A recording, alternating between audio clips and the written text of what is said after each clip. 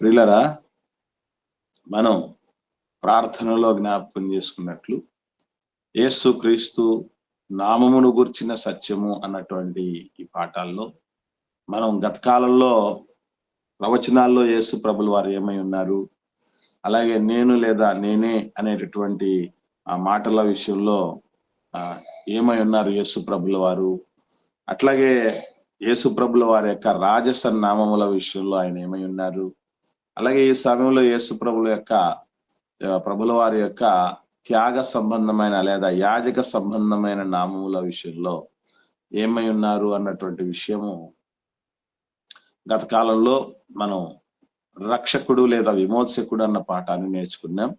ఈ దినాన్న దేవుని గొర్రెపిల్ల లేదా పస్కా పశువు అనేటటువంటి ఈ త్యాగ సంబంధమైన నామం గురించి కూడా నేర్చుకునే ప్రయత్నం చేద్దాం. యేసు ప్రభుల వారు దేవుని గొర్రెపిల్ల అని ఆ యొక్క మాటను మనం కన్ఫర్మ్ చేసుకోవటానికి బైబిల్ గ్రంథంలో ఉన్నటువంటి కొన్ని ఆధారాలు చూడాలి. అలాగే పస్కా పశువు యేసు ప్రభుల వారిని చెప్పడానికి కొన్ని ఆధారాలు చూడాలి. ఎందుకు యేసు ప్రభుల వారు పస్కా పశువు అయ్యారు, ఎలా మనము దాన్ని అర్థం చేసుకోవాలి, దీని ద్వారా మనం గ్రహించవలసిన పరమార్థం ఏమిటి అన్నటువంటి విషయాలన్నీ కూడా నేర్చుకోవాల్సినటువంటి అక్కర ఈ సమయంలో మనకున్నది. మొదటిగా యేసుక్రీస్తు ప్రభుల వారు దేవుని గొర్రెపిల్ల అని ఎలా మనం కన్ఫర్మ్ చేసుకోవాలి అని ఆలోచన చేస్తే, బాప్తిస్మం ఇచ్చే యోహాన్ గారు యేసు ప్రభుల వారిని ఆయన నడిచి వెళుతూ ఉంటే ఆయన ఉద్దేశించి చెప్పినటువంటి మాటే మనకు ఆధారం. ఆయన మాట ఎందుకు ప్రామాణికంగా తీసుకోవాలి? ఎవరో మానవ మాతలు చెప్పినటువంటి మాటని ప్రామాణికంగా ఎందుకు తీసుకోవాలి? ఇది ఒకసారి మనసులో పెట్టుకొని ఆన్సర్ చేయడానికి ప్రయత్నం చేయండి. ముందుగా యోహాను సువార్త 1వ అధ్యాయంలో ఒకసారి ఈ మాటకు మనం చూద్దాం. 36వ వచనం. యోహాను సువార్త 1వ అధ్యాయము 36వ వచనంలో ఉన్నటువంటి వాక్య భాగాన్ని మనం ధ్యానం చేద్దాం. ఒకసారి చదివి సహకరించండి. అతడు నడుచుచున్న యేసు వైపు చూచి, ఇదిగో దేవుని గొర్రెపిల్ల అని చెప్పాను. చూడండి, ఇప్పుడు ఇదిగో దేవుని గొర్రెపిల్ల అని ఆయన మాట్లాడడం జరిగింది, బాప్తిస్మం ఇచ్చే యోహాన్ గారు. నా ప్రశ్న ఏంటంటే, ఎవరెవరో భూమి మీద మనుషులు రకరకాలుగా చెప్తూ ఉంటారు, మాట్లాడుతుంటారు. ఇదే మనుషులు, ఆయన కూడా మనిషి కదా, స్త్రీలు కన్నవాడు కదా, మరి చాలా మంది మనుషులు యేసు ప్రభుల వారిని చాలా విధాలుగా మాట్లాడడం జరిగింది. మరి నువ్వు దయ్యం పట్టిన వాళ్ళు అని కూడా అనడం జరిగింది. మరి అప్పుడు దయ్యం పట్టిన మనం కన్ఫర్మ్ చేసుకోవచ్చా?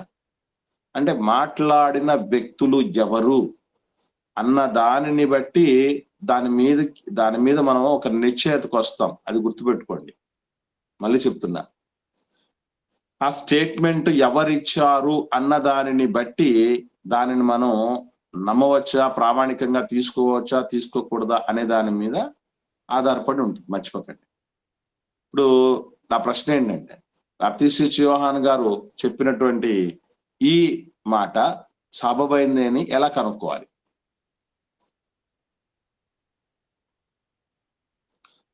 నా ప్రశ్న అర్థమైందండి అందరికీ? నిజమైనది అని, సత్యమైనది అని ఎలా చెప్పగలగాలి? బాప్తిస్మం ఇచ్చే యోహాన్ గారు అందరినీ దండిస్తూ మీరు పాపం చేసినారు, దేవుని నమ్ముకోండి అట్లా అని చెప్తున్నాను. ఆయన జీవితము కూడా బాగుంది. ఓకే, ఇంకా ఇంతకు మించినటువంటి ఆధారాలు ఏమన్నా మనం తీసుకోవచ్చు అంటారా?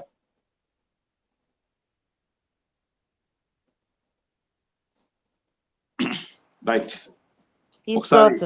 అంటే మార్గమును సరళపరచడానికే, దేవుని మార్గమును సిద్ధపరచడానికి ఆయన పంపబడి ఉన్నాడు కదన్నా. ముందుగా యేసు ప్రభుల వారి కంటే ముందుగా లోకానికి పంపబడి ఉన్నాడు కాబట్టి మరి ఆయన చెప్పినది అది సత్యమని తెలుసుకోవచ్చు.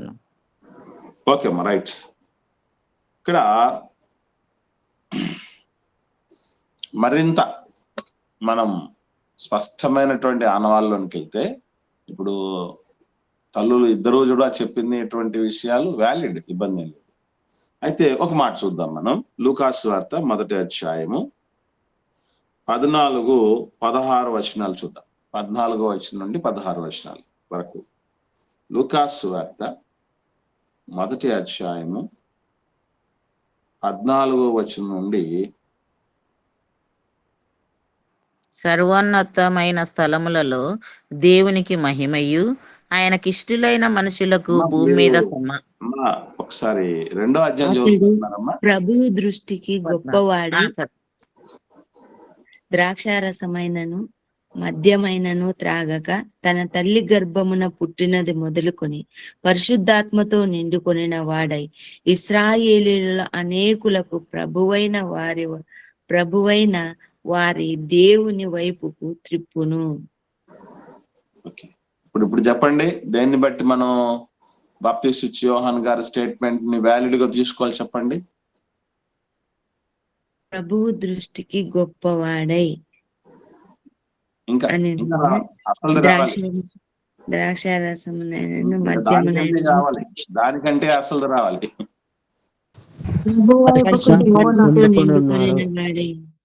పరిశుద్ధాత్మతో నిండుకొన్న వాడు, తల్లి గర్భమున పుట్టినది మొదలుకొని పరిశుద్ధాత్మతో నిండుకొనినటువంటి వ్యక్తి చెప్పిన మాట పరిశుద్ధాత్మ ప్రేరితం ఎట్లా కాకుండా పోతుంది? అర్థమైందండి?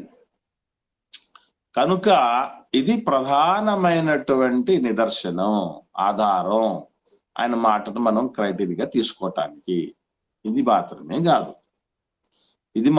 కాదు, ఎన్నో సందర్భాలలో మనకి అంటే కాండాలలో మొదలుకొని ప్రవక్తల ప్రవచనాలలో కూడా యేసు ప్రభుల వారిని ఎలా పోల్చడం అనేది జరిగింది? ఒక గొర్రె పిల్లతో పోల్చడం. ఎగ్జాంపుల్ అంటే ఒక వ్యక్తి, ఏ వ్యక్తి గురించి కావచ్చు, ఎవరి గురించి అయినా సరే ఒక స్టేట్మెంట్ ఇచ్చారంటే తనలాగే మరికొందరు కూడా అట్టి స్టేట్మెంట్ ఇవ్వగలగాలి. ఎందుకంటే ఒక విషయము స్థిరపరచబడేది కనీసం 2-3 సాక్షులు ఉండినప్పుడు అని. ఇప్పుడు యోహాన్ గారు చెప్పారు దేవుని గొర్రెపిల్లని, ఇంకెవరన్నా చెప్పారా? అది కూడా మనం చూడాలి. అలా చూసినప్పుడు మనం ఓకే, ఒకరికి 2 చెప్పారు లేదా 3 చెప్పారు అన్నటువంటి కన్ఫర్మేషన్ లోకి వెళ్ళిపోవచ్చు. ఇంకెవరన్నా చెప్పినట్టుందా? యేసు ప్రభుల వారు గొర్రెపిల్లగా పోల్చబడినటువంటి పరిస్థితికి ఎవరైనా చెప్పినట్లు మీకు గుర్తుందా? పాత నిబంధనలో ఎక్కడైనా సరే ప్రవచనాత్మకంగా చెప్పండి అమ్మా. వెరీ గుడ్ అమ్మా. ఒకసారి చూద్దాం యెషయా గ్రంథంలో. ఇక్కడ ఒక విశేషమైన సంగతి మనం ఆలోచన చేయాలి. అదే మనం ఈ యెషయా గ్రంథం 53వ అధ్యాయంలో వద్దాం మనం ఒకసారి. యెషయా గ్రంథము 53వ అధ్యాయము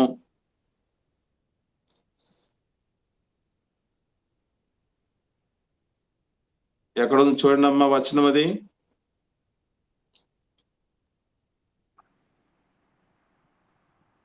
12 అమ్మా. రైట్, 12వ వచనం చదువుదాం. 12వ వచనం. కావున గొప్పవారితో నేను అతనికి పాలు పంచిపెట్టెదను, గనులతో కలిసి అతడు కొల్ల సొమ్ము ఉపాగించుకును.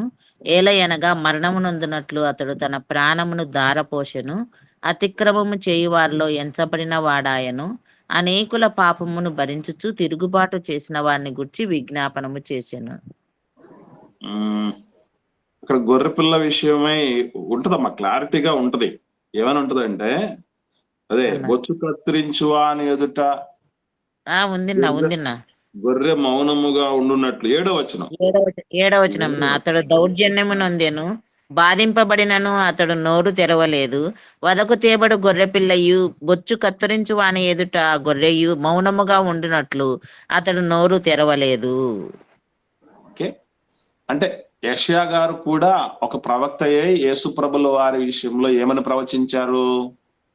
యేసు ప్రభుల వారు ఒక గొర్రె పిల్లలాగా ఉన్నారు అనేటటువంటి విషయం చెప్పడం జరిగింది.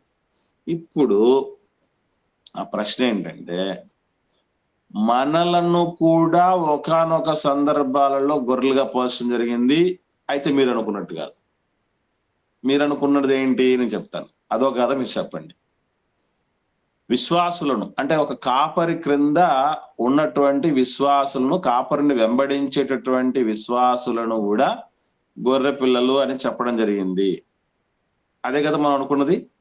అయితే అది కాదు, అది కాకుండా మరొక విధంలో కూడా మనల్ని గొర్రె పిల్లలుగా పోల్చడం అనేది జరిగింది. అదేంటి అని అంటే ఇదే యెషయా గ్రంథంలోనే ఇదే 53వ అధ్యాయంలో 6వ వచనం చూడండి. మనమందరము గొర్రెల వలె త్రోవ తప్పిపోతిమి, మనలో ప్రతి వాడును తనకిష్టమైన త్రోవకు తొలిగెను. 7వ వచనంలోకి వస్తే పాజిటివ్ గా చెప్తున్నాడు పోలిక, గొర్రె పిల్ల పోలిక పాజిటివ్ గా చెప్తున్నాడు యేసు ప్రభుల వారి కోసం. 6వ వచనంలోకి వస్తే నెగిటివ్ గా చెప్తున్నాడు గొర్రె పిల్ల పోలిక. అంటే అందుకే ఇక్కడ మీరు అర్థం చేసుకోవాల్సిన విషయం ఏంటంటే, ఒకరిని ఒకరితో పోల్చినప్పుడు ఏ ప్రత్యేకమైన విషయమై ఉందో అది మాత్రమే తీసుకోవాలి. మళ్ళీ చెప్తున్నా. ఇప్పుడు మనల్ని గొర్రెలు అన్నారు అనుకోండి, కొంతమంది మాట్లాడుతూ అదే అంటారు కదా, గొర్రె బ్యాచ్, గొర్రెలు రా మీరంతా అని మనకు గిట్టనటువంటి పట్టనటువంటి వాళ్ళు మాట్లాడతారే. గొర్రె అనగానే రకరకాలైనటువంటి స్వభావాలు, ముఖ్యంగా గొర్రెలో 2 స్వభావాలు ఉంటాయి. ఒకటి మన అందరికీ తెలిసినటువంటి సాధు స్వభావం, లోబడే తత్వం, మౌనం, సాత్విక స్వభావం అనేటటువంటిది ఒక యాంగిల్. అది ఇక రెండవది ఏంటి అంటే అదిగో యెషయా గ్రంథం 53వ అధ్యాయం 6వ వచనంలో చెప్పబడింది. ఏమిటది? సర్వసాధారణంగా త్రోవ తప్పిపోయే గుణము కలిగి ఉండును. చిత్రమైన విషయం ఏంటంటే ముందు అది దాన్ని గొర్రె దాటు అని కూడా అంటారు. విన్నారు కదా ఈ మాట, గొర్రె దాటు అని. అంటే ఒక గొర్రె కనుక దేంట్లోనైనా పడింది లేదా దేనికోసమైనా అట్లా వెళ్ళింది అని అంటే దాంతో పాటు అన్ని అటు ఏం జరుగుతుందని ఆలోచన చేయవు, అలా దూకేస్తాయి. ఇప్పుడు కొన్ని గుంపులుగా పోయే సహవాసాలు కొన్ని ఉంటాయి. ఏదో ఒక గొర్రె ఇష్టపడిపోయి ఉంటది, ఆ గొర్రెని చూసి మిగతా గొర్రెలు వెళ్ళిపోయిన పరిస్థితులు అంతే. అంటే అక్కడ నిజంగా ఏం జరుగుతుంది, దేవుడు ఆరాధించమన్నట్టు ఆరాధిస్తున్నారా, దేవుడు సేవ చేయమన్నట్టు సేవ చేస్తున్నారా, అక్కడ ఎట్లా ఉంది, ఆ ప్రామాణికంగా ఉందా, అది ఎత్తబడే సంఘమా లేదా మొత్తబడే సంఘమా, ఏంటి పరిస్థితిని ఏం ఆలోచన చేయరు. కొన్ని గొర్రెలు పరిగెత్తాయి, వాటితో పాటు మనం పరిగెత్తాలి అన్నటువంటి ఆలోచనలో ఉంటారు. అంటే ఒక మాటలో చెప్పాలంటే అమాయకము, మూర్ఖత్వము కలిగలిసినటువంటి తత్వం కూడా గొర్రెపిల్ల ఉంటుంది. యేసు ప్రభుల వారు కూడా పోల్చబడినటువంటి పోలికలో ఉన్నది ఏమిటి అంటే ఆయన సాధు గుణం, ఆయనలో ఉన్నటువంటి ఇంకోటి. గొర్రె పిల్లకు కొన్ని గొర్రె పిల్లలకి కొంత వయసు వచ్చేంత వరకు కొన్ని శ్రేష్టమైన క్వాలిటీస్ ఉంటాయి.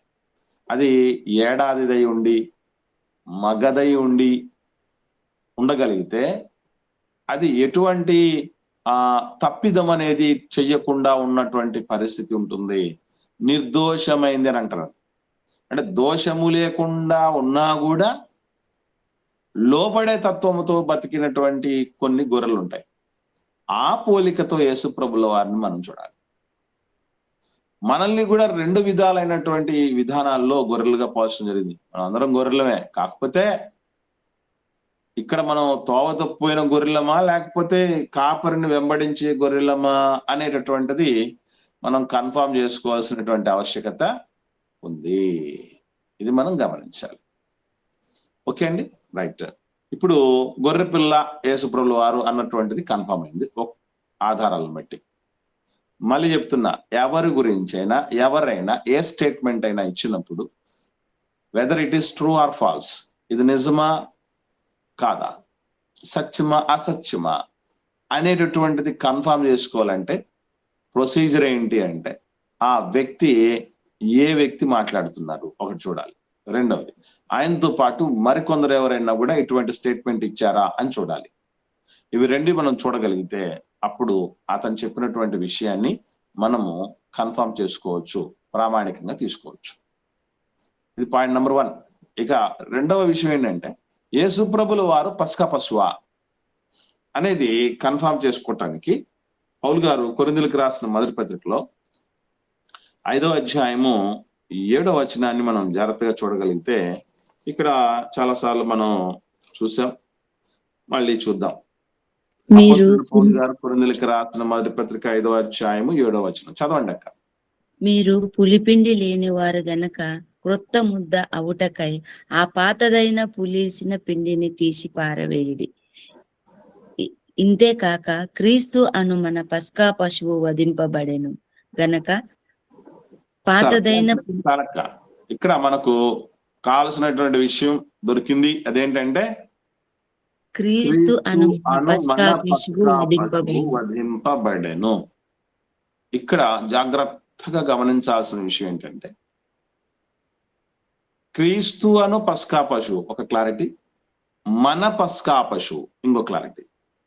ఇక్కడ ఒకనాటి పస్కా పశువుకి ఇప్పుడు పస్కా పశువుకి ఏంటి డిఫరెన్స్ అనేది మనం గమనించాలి. ఒకటి. రెండవది మన అంటున్నాడంటే ఈ ఎవరు ఈ మన అన్నటువంటిది మనం గమనించాలి.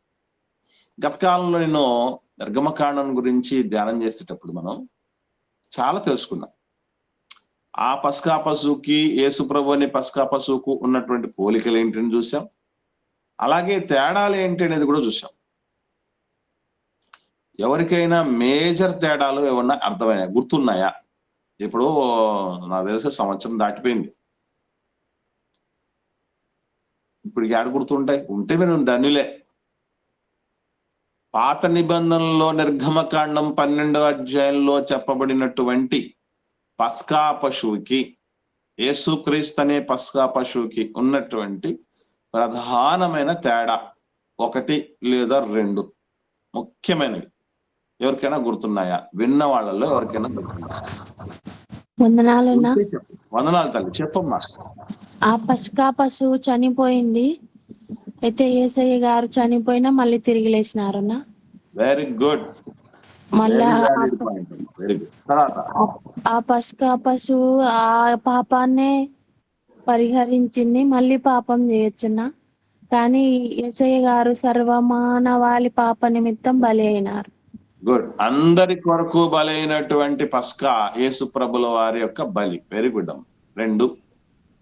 మళ్ళా ఆ పస్కా పశువు వెముకలు విరిగిపోయినాయన్నా, యేసయ్య గారి వెముకలు విరిగిపోలేదు. తప్పన్నా? పస్కా పశువు అన్నదానికి పాత నిబంధనలో ఉన్న పస్కా కావచ్చు, ఆ మామూలు పశువు కావచ్చు, లేదా యేసుప్రభుల వారు కావచ్చు, ఇవి రెండు కూడా మనకు ఆర్డర్స్ ఉన్నాయమ్మా, ఆజ్ఞలు ఉన్నాయి. ఏమని? ఒక్క ఎముకైనా విరవకూడదు అనేటటువంటిది ఉంది. అది కాదమ్మా, ఇంకా చాలా చాలా విశేషమైన మరొక పాయింట్ ఉంది. ఇప్పుడు దాకా చెప్పినటువంటి 2 పాయింట్లు చాలా మంచి విషయాలు. ఒకటి, యేసుప్రభుల వారు మరి పస్కా పశువుగా వధించబడి అందరితో అయిపోలేదు, ఆయన తిరిగి లేవటం అనేది జరిగింది. అలాగే పాత నిబంధనలో చెప్పబడిన పస్కా పశువు ఒక కుటుంబానికో లేదా 2 కుటుంబాలకో మాత్రమే విమోచన కలగజేసింది. కానీ ఇప్పుడు ప్రపంచం అనే కుటుంబానికి అంతటికీ ఒకే పస్కా పశువు బలి ఆవశ్యకమైంది అనేటటువంటి విషయం మనం గుర్తుపెట్టుకోవాలి. ఇది డిఫరెన్స్. మూడవ డిఫరెన్స్ వెరీ వెరీ ఇంపార్టెంట్, చాలా ముఖ్యమైనది. అదేంటంటే ఆ పస్కా పశువుకి నేను ఈ ఇశ్రాయేళ్ల పాపాలని తీసేయటానికి నేను బలైపోతున్నాను అన్న విషయం తెలియదు.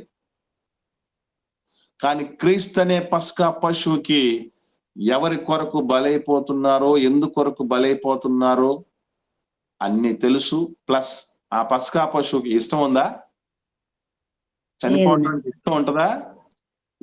బలవంతంగా తీసుకెళ్ళిపోతాడు. ఎవడును నా ప్రాణమును తీసుకొనడు, నా అంతటా నేనే పెట్టుచున్నాను.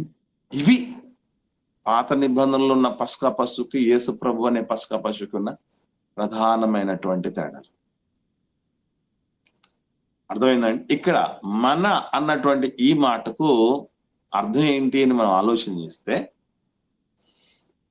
ఒకనాడు పస్కా పశువు అన్నటువంటిది ఇశ్రాయేలీయులకు అవసరమైంది. ఈనాటి క్రీస్తు అనే పస్కా పశువు మన అనగా క్రైస్తవులకు అవసరమైంది, లేదా రక్షణ అవసరమైన వాళ్లకు అవసరమైంది, పాప క్షమాపణ అవసరమైన వాళ్లకు అవసరమైంది. అటువంటి వాళ్ళందరూ కలిసి ఈ మన అనే జాబితాలోకి చేరుతారు. ఇది గుర్తుపెట్టుకోవాలి. రైట్. మరొక విషయం ఏంటంటే, మనకు ఆల్రెడీ తెలుసు పస్కా అంటే అర్థం ఏంటండి? పస్కా అన్నదానికి అర్థం ఏంటి? ఐడియా ఉంది ఎవరికైనా? పస్కా అనేది తెలుగు పదమా? పోనీ తెలుగు భాష పదమా లేకపోతే వేరే పదం అనుకుంటున్నారు మీరు?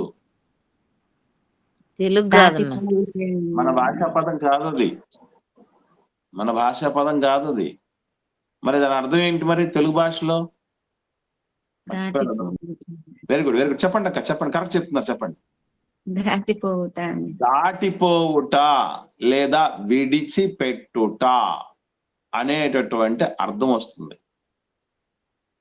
ఎందుకనంటే అక్కడ మనకు అందరూ తెలుసు, చిట్ట చివరి తెగులు, ఐగుప్తీయులకు చిట్ట చివరి తెగులు మరి తొలుచూలు సంతానం అనేటటువంటిది సంహారం అవటం, సంహారపు దూత చేత.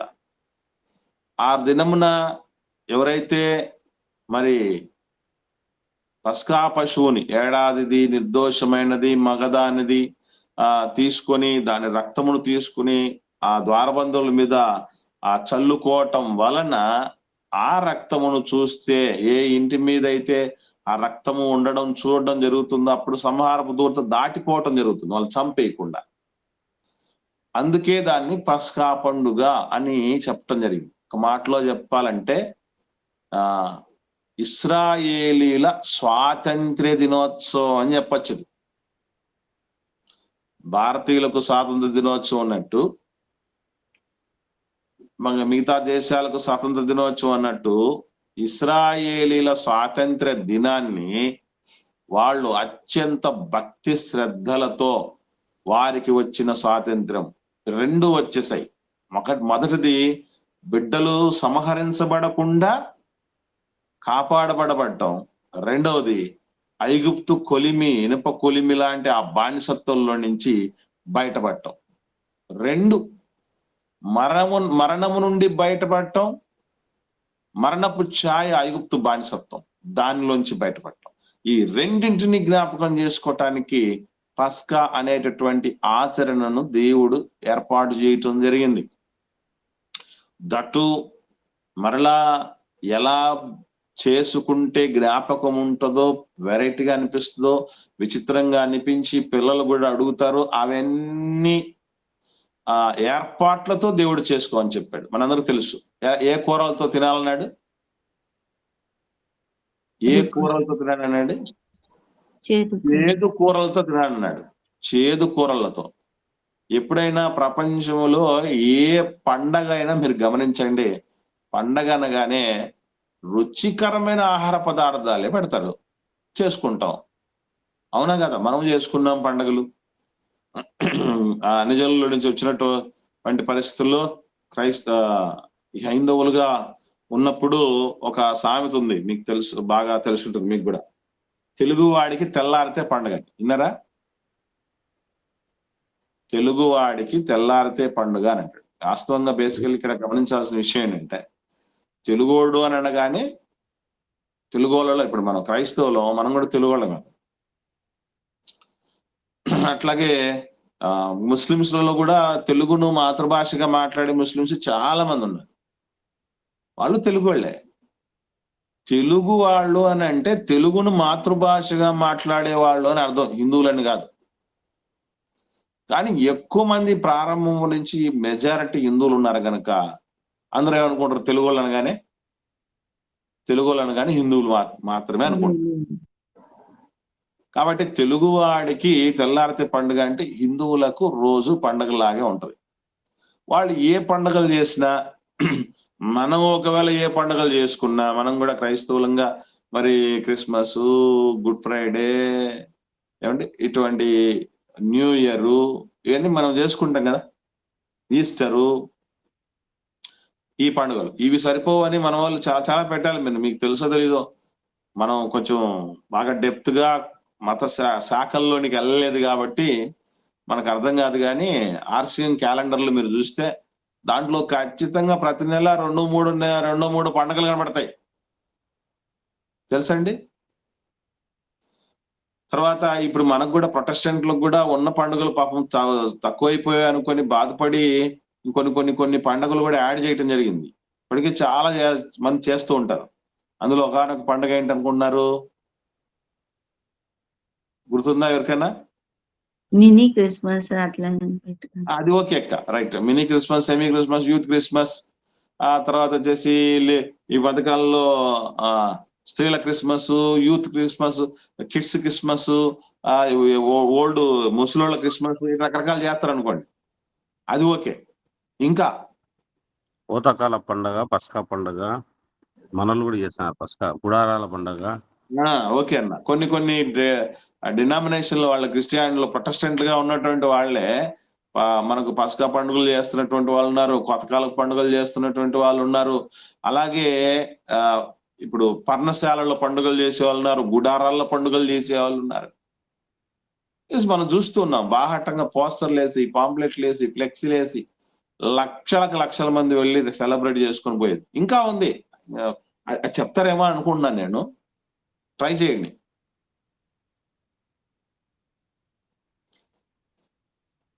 ఓకే, ఎవరు గుర్తురానట్టుంది.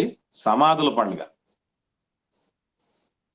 సమాధుల పండుగ అబ్బో అసలైన పండుగ అంగరంగ వైభవంగా చేస్తారు. ఇప్పుడు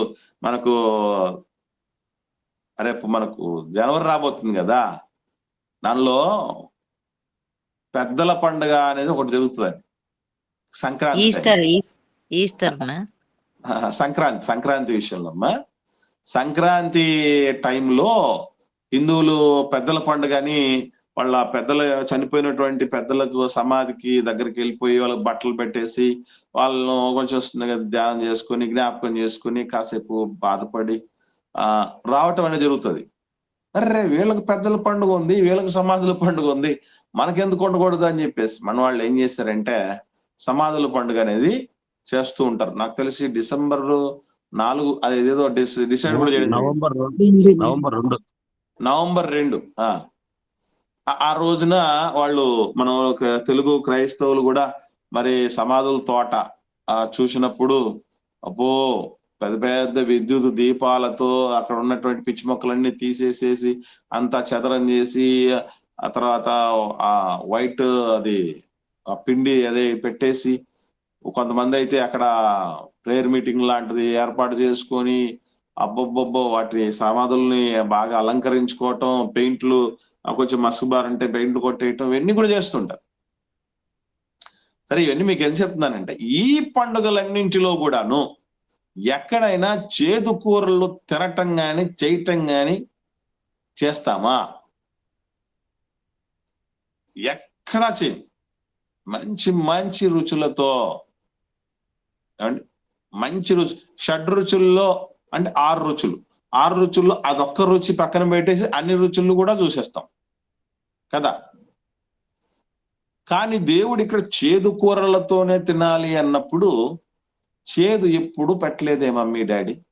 అదే పనిగా చేసుకొని, ఇంకా చిత్రం ఏంటంటే చేతిలో కర్ర పెట్టుకొని తర్వాత కాళ్ళకు చెప్పులు తొడుక్కొని, చేతిలో కర్ర కాళ్ళకు చెప్పులు ఉన్నాయంటే ఎలా తినాలి? కూర్చొని తిన్నట్ట లేకపోతే నిలబడి తిన్నట్ట? చెప్పులు ఉన్నాయంటే నిలబడుకొని, చెప్పులు వేసుకొని చేతిలో కర్ర పెట్టుకొని నిలబడి తినేటటువంటి పరిస్థితి. ఆ పొంగని రొట్టెలుగా ఉండాలి, పులిసిందేది ఉండకూడదు అంటాడు, ఏడాదే ఉండాలంటాడు, మగదే ఉండాలంటే, నిర్దోషమైందని ఉండాలని అంటాడు, చేదు కూరలు అంటాడు, అన్ని కండిషన్స్. ఇన్ని కండిషనల్ గా చేస్తూ ఉంటే ఖచ్చితంగా మీ పిల్లలు అడుగుతారు. అప్పుడు చెప్పండి, ఐగుప్తులో ఉండగా ఆర్డర్ చేయబడి ఈ పండుగ కోసం ఐగుప్తు నుంచి బయటకు వచ్చిన తర్వాత ఆచరించబడినటువంటి పండుగగా పస్కా పండుగను మనం చూడగలం. ఈ పండుగలో ప్రధానంగా ముఖ్యమైనటువంటి విషయాలు ఇప్పుడు వరకు మనం విన్నాం. అయితే ఆ పస్కా పశువుని తినేటప్పుడు కొన్ని కండిషన్స్ దేవుడు చెప్పాడు. అదే చాలా ముఖ్యమైనది మనకి. ఎందుకు ముఖ్యమైనదో యేసుప్రభుల వారి విషయంలో అనేది అటువంటి విషయం కూడా మనకు అర్థం కావాలి. నిర్గమకాండం 12వ అధ్యాయం చూద్దాం. నిర్గమకాండము 12వ అధ్యాయము 46వ వచనం. 46వ వచనం. మీరు ఒక్క ఇంటిలోనే దానిని తినవలెను. దాని మాంసములో కొంచెమైనను ఇంటిలో నుండి బయటికి తీసుకొని పోకూడదు. దానిలో ఒక్క ఎముక అయినను మీరు విరవకూడదు. ఇప్పుడు మీరు గమనించండి, మామూలుగా అయితే మనం గాని ఇశ్రాయేల్ గాని ఎవరైనా గాని మాంసం తినేటప్పుడు ఎముక అనేది విరవకుండా తినగలమా? వాస్తవంగా మనం ఆ బుచ్చర్ దగ్గర తీసుకెళ్తాం కదా, కటికవాడి దగ్గర నుంచి తెచ్చుకుంటాం కదా మాంసం. తెచ్చుకున్నా లేదా మనమే కోసేసుకున్నా ఏం చేస్తాం? ఎముకని ఏం చేస్తాం? విరుస్తాం, విరిచేస్తాం. పచ్చిగా ఉన్నప్పుడు విరుస్తాం, ఊరైనాక నమిలి తింటాం. అది ఖచ్చితంగా మరి ఉడికిన తర్వాత కూడా నమిలి తినేస్తాం. కానీ ఈ పర్టికులర్ పస్కా పశువు విషయంలో మీరు అలా చేయకూడదు అన్న విషయం చెప్పాడు. ఇదంతా ఒకటే. దేని కొరకు అంటే ఎందుకు ఇంత ప్రత్యేకంగా అన్ని తిన్నట్టు మామూలుగా తిన్నట్టే తింటే దాని వెనక ఉన్న చరిత్ర, దాని వెనక ఉన్న త్యాగం, దేనికోసం మనం ఏ ఆదర్శం కోసం తీసుకోవాలన్నటువంటి విషయం మనకు ఎక్కదు. అది ముందు మనకు ఎక్కాలి అన్నటువంటి ఉద్దేశంతోనే ఇవన్నీ చేస్తున్నాడు. అదొకటి. రెండోది ఏంటంటే ఇదే లక్షణాలతో సర్వమానవాళి లోక పాపములన్నీ మోసుకొని పోయేటటువంటి పస్కా పశువు రాబోతున్నాడు యేసుప్రభుల వారు. కాబట్టి ఈ ఛాయనంతా, ఈ నీడనంతా ఆ నిజము దగ్గరికి తీసుకెళ్ళటానికి ఈ లక్షణాలన్నీ మ్యాచ్ అవ్వాలి. యేసుప్రభుల వారి విషయంలో మ్యాచ్ అవ్వటానికి, ఒక కన్ఫర్మ్ చేసుకోవటానికి ఈయనే మన పస్కా పశువు అని కన్ఫర్మ్ చేసుకోవటానికి ఇవన్నీ కూడా దేవుడు పెట్టినటువంటి లక్షణాలు అనేది మనం మర్చిపోకూడదు. ఇక్కడే కాదు, సంఖ్యాకాండం కూడా చూద్దాం. 9వ అధ్యాయం 12వ వచనం.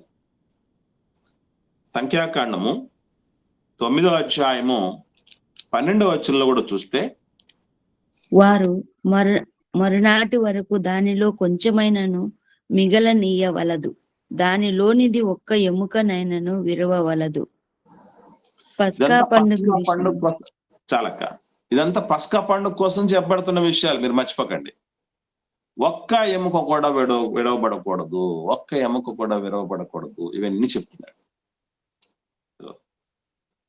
ఈ లక్షణాన్ని బట్టి ఆ పస్కా పశువు, అక్కడ చెప్పబడినటువంటి ఛాయారూపకమైన పస్కా పశువే నిజమైన పస్కా పశువుగా రేపు నిలబడబోతోంది అనేది అందరికీ అర్థం కావాలి. కనుకనే ప్రవచన రూపంలో కూడా యేసు ప్రభుల వారి కోసం చెప్పటం జరిగింది.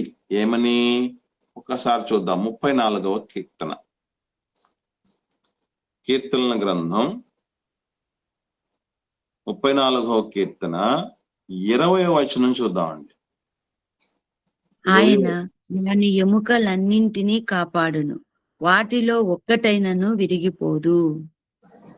ఎముకలన్నిటినీ కాపాడును, వాటిలో ఒక్కటైనా విరిగిపోదు అని చెప్పబడినటువంటి ప్రవచనం యేసుప్రభుల వారి విషయంలోనే నెరవేరింది. ఎట్లా?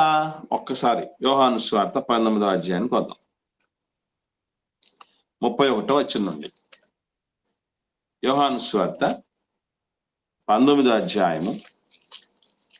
ఆ దినమున సిద్ధపరచు దినము, మరుసటి విశ్రాంతి దినము మహాదినము గనక ఆ దేహములు విశ్రాంతి దినమున శిలువ మీద ఉండకుండునట్లు వారి కాళ్ళు విరగగొట్టించి వారిని తీసివేయించుమని యూదులు పిలాతును అడిగిరి.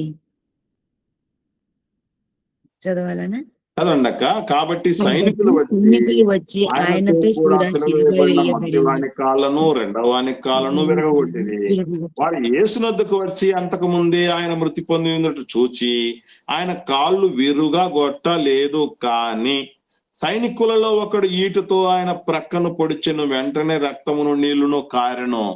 ఇది చూచిన వాడు సాక్ష్యం ఇచ్చుచున్నాడు, అతని సాక్ష్యము సత్యమే, మీరు నమ్మునట్లు అతడు సత్యము చెప్పుచున్నాడని ఆయన ఎరుగును. అతని ఎముకలలో ఒకటైనను విరువబడదు అను లేఖనము నెరవేరునట్లు ఇది జరిగేను. ఎక్కడుంది లేఖనం? అది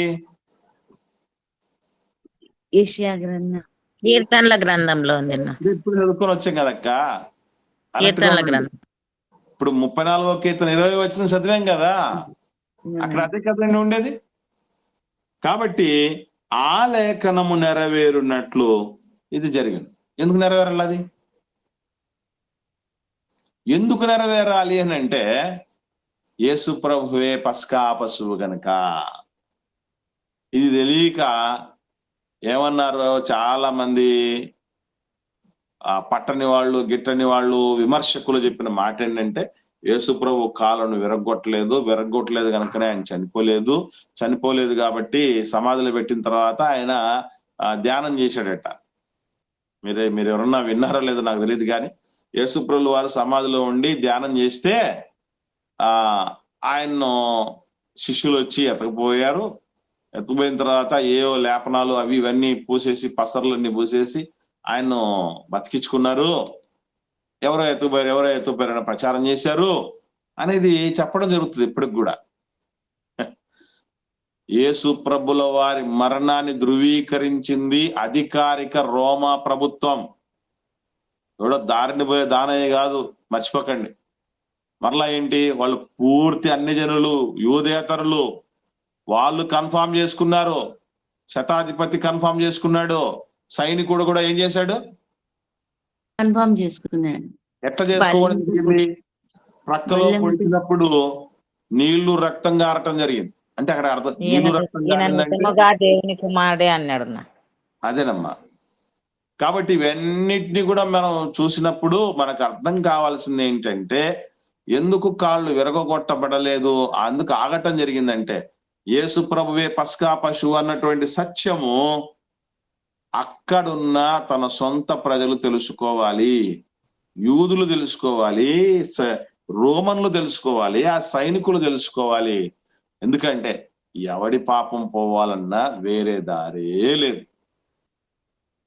చాలా మంది అనుకుంటారు ఏదో గోదాట్లో మునిగితే పోతాయని, దాన ధర్మాలు చేస్తే పోతాయని, ఇలా రకరకాలుగా చేసిన పాపం చెప్పుకుంటే పోతుందని.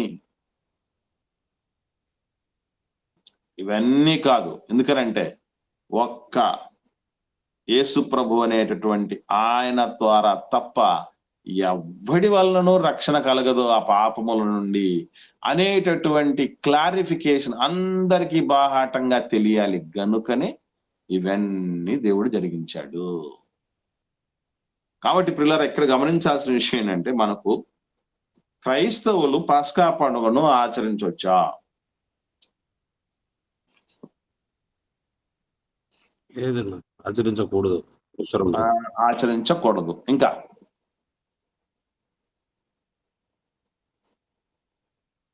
అంతేనా? ఒక్కసారే అర్పింపబడింది అని అన్నారు కదన్నా, ఇంకా ఒక్కసారికి అయిపోయింది అనుకుంటున్నాను.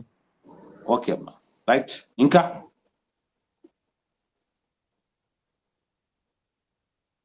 కొరింథీయులకు రాసిన మొదటి పత్రిక 5వ అధ్యాయం. అంటే మనం బల్ల తీసుకునేటప్పుడు పస్కా పశు అది ఆచరించవచ్చున్నా అక్కడ చెప్పినాడున్నా. మనకు బల్ల అప్పుడంతా ఇప్పుడు మనం వాడుతూనే ఉంటాము. ఓకే అమ్మా, ఒకసారి చూద్దామమ్మా. కొరింథీయులకు రాసిన మొదటి పత్రిక అపోస్తలుడైన పౌలు గారు 5వ అధ్యాయము 8వ వచనం చూడండి. 8వ వచనం. కనుక పాతదైన పులిసిన పిండితోనైనను దుర్మార్గతయు దుష్టత్వమును పులిసిన పిండితోనైనను కాకుండా నిష్కపట్యమును సత్యమును పులియని రొట్టెలతో పండుగ ఆచరింతము. ఇప్పుడు మనము చేయకూడదు పస్కా పండుగ అనేది రైట్. పస్కా పండుగ మనం చెయ్యాలి అనేది కూడా రైటే. మళ్ళీ పస్కా పండుగ చేయకూడదు అన్నది కొందరు మీరు చెప్పారు కదా, అది రైట్. పస్కా పండుగ చెయ్యాలని కూడా ఒకరు చెప్పారు కదా, అది కూడా రైటే. ఇది రెండు ఎట్లా రైట్ అవుతాయి? చెయ్యాలి అనేది చేయకూడదు అనేది రెండు రైట్ అవుతాయా? రాంగ్ క్వశ్చన్ ఇది. ఏమ్మా? ఏం చేయాలో ఏం చేయకూడదు. ఇది రాంగ్ అయితే చేయకూడదు, చేయొచ్చు అంటే ఇది రాంగ్ అనుకుంటారు. కాదమ్మా, చెప్తాను. ఆ రోజు ఇశ్రాయేలీయులు ఏదైతే ఆచరించారో,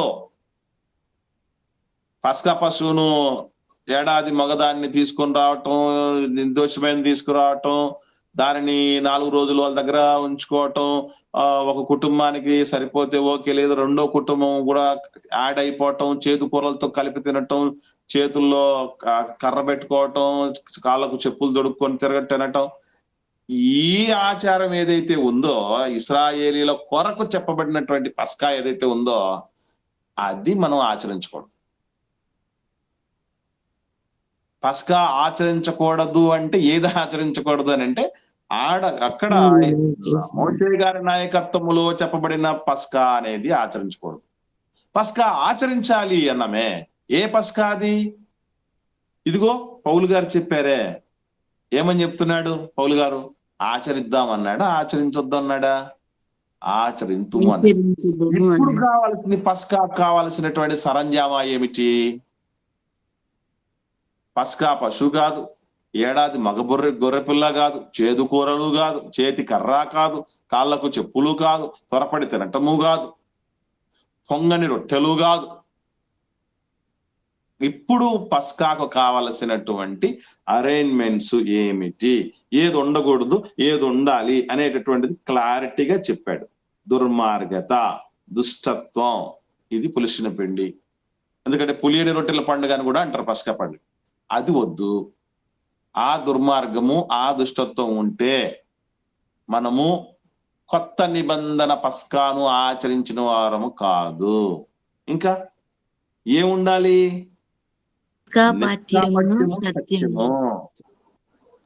సత్యమును అనుసరించి, దేవుడి వాక్యమును అనుసరించినటువంటి జీవితము కట్టబడాలి. నా మాట విని దాని ప్రకారము ప్రవర్తించిన వాడు బండ మీద ఇల్లును కట్టుకున్న బుద్ధిమంతుని పోలి ఉన్నాడు అంటాడే, అదే పస్కా పండుగ ఆచరణ. ఇప్పుడు చెప్పండి, పస్కా పండుగ ఆచరించొచ్చా? ఆచరించవచ్చు. ఏ పస్కా ఆచరించకూడదు? మోషే గారి నాయకత్వములు ఆ రోజు చెప్పబడినటువంటి 7 పండుగలు ఉన్నాయి, యెహోవా పండుగలని. ఆ పండుగ తాలూకు సరంజామం మనకు అక్కరలేదు. ఆ పస్కా మనకొద్దు. దేవుడు చెప్పిన ఈ పస్కా కావాలి. కాబట్టి మీ దగ్గరికి ఎప్పుడైనా ఏమండి క్రైస్తవుల పస్కా పండుగ ఆచరించవచ్చా అంటే ఏమని అడగాలి?